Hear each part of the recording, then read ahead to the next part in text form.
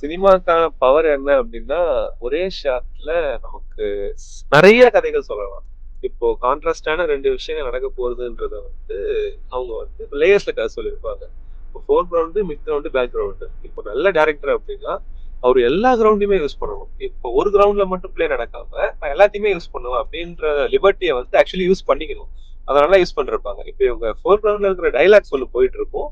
அதுக்கு கான்ட்ராஸ்டா இந்த காசுக்கான எஃபெக்ட பேக்ரவுண்ட்ல ஆக்சுவலி நடந்துட்டு இருக்கும். ஸோ இது ஒரு நல்ல ஒரு ஸ்டேஜிங் அண்ட் பிளாக்கிங் பண்ணப்பட்ட ஒரு சீன். அவங்க சொல்றப்பவே பின்னாடி வந்து ஒரு ஆக்ஷன் நடந்துருச்சு. ஃபர்ஸ்ட் பாஸ்கர் சார் வந்துட்டு இவங்க அவங்க கிட்ட சொல்லிட்டாங்க, எல்லாருக்கும் தெரிஞ்சிருச்சுனால ஊர்வசி மேமுக்கும் தெரிஞ்சிருச்சுன்னு நினைச்சு இப்ப மேல போயிட்டு அவர் பேச ஆரம்பிச்சிட்டாரு.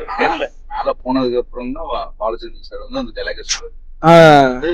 யார் சொன்னாலும் செட் ஆகாது, ஓகே ஹஸ்பண்ட் சொன்னாலும் செட் ஆகும், யாரும் சொல்லக்கூடாது அப்படின்னு சொன்னா போனதுக்கு அந்த டைலாக்கே அதுதான் அது ரெண்டு பேருமே ஒரே டைம்லயே காட்டுறாங்க பாருங்க. ஆக்சுவலா அவர் போறாரு, வாய்ஸா பேசுறாங்க.